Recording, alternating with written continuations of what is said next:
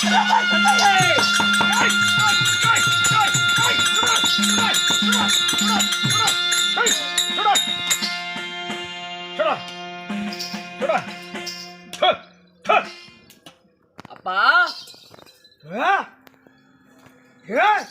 அப்பா கொடுக்கா கொடுக்கா யாப்பா கொடுக்கா முச்சு வீரா முச்சு வீரனா யாப்பா பயந்துக்கிட்டீங்களா? வீடு முச்சு வீரடா வீடு இந்த ப்ளூடூத் பெற்றோட வீடு முச்சு வீரடா காலவழி.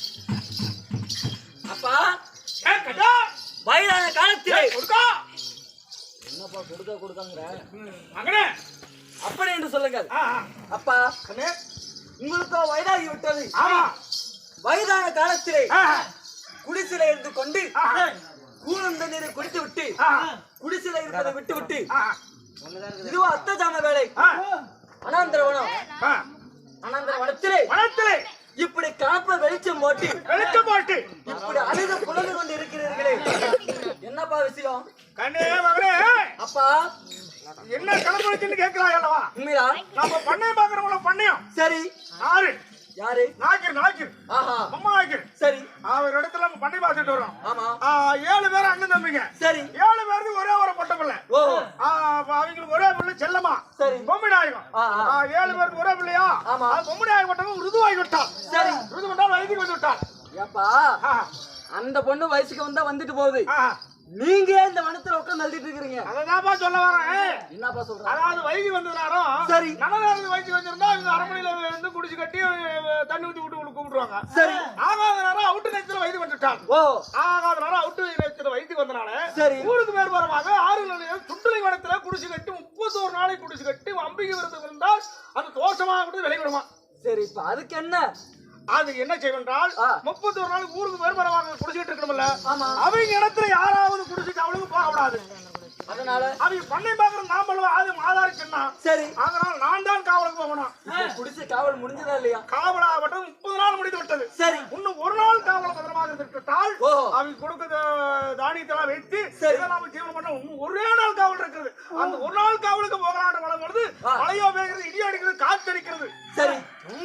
அதனால போக முடியவில்லை. எல்லாரு தட்டாடி தட்டு தடுமாறி நடந்து வரும் பொழுது இடித்து கீழே விழுந்து முழங்கால ரத்தமாக சொட்டு சொட்டு சொட்டு ஓடுகிறது ரத்தம் ஆறு போல. போகலாம் காவலுக்கு போவதால குடிசுக்கு போதை ஒண்ணுமே புரியல. நடுவழியில களப்பழிச்சு போட்டு அந்த நேரத்தில் நீ வந்திருக்க. அப்பா இப்பொழுது கால் ஒடிந்து ரத்தமானது வந்து போய் கொண்டிருக்கிறது. அதனாலே மீதம் இருக்கக்கூடிய ஓர் ராத்திரி காவலுக்கு எப்படி சைஸா போயிட்டு வர முடியும்? அப்பா ஒரு நிமிஷம் இல்லைங்க. ஒரு குழந்தையானது பிறப்பது எதற்காக? கட்ட முடியாத கடனை கட்டுவதற்கு பிள்ளை, தூக்க முடியாத சுமையை தூக்கிவிட பிள்ளை, உண்ண முடியாத சதத்தை உண்பதற்கு பிள்ளை. அப்படி பிள்ளை என நான் பிறந்திருக்க உங்களுக்கு ஒருபோதும் வேதனை வேண்டாம் தந்தையே. அப்பா நீங்கள் உத்தரவு கொடுத்தால் மீதம் இருக்கக்கூடிய ஓர் ராத்திரி காவலுக்கு இந்த முத்தவரை நான் போய் வருகிறேன்.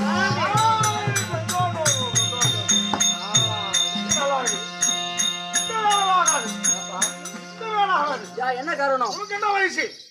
எனக்கோ தக்க 16 வயது. 16 வயசு? ஆமா. பொம்மை நாயதுக்கு 13 வயசு. சரி. அப்ப பஞ்சு நெருப்பு ஒரு இடத்துல இருந்தா பக்குன்னு பத்திக்கும்.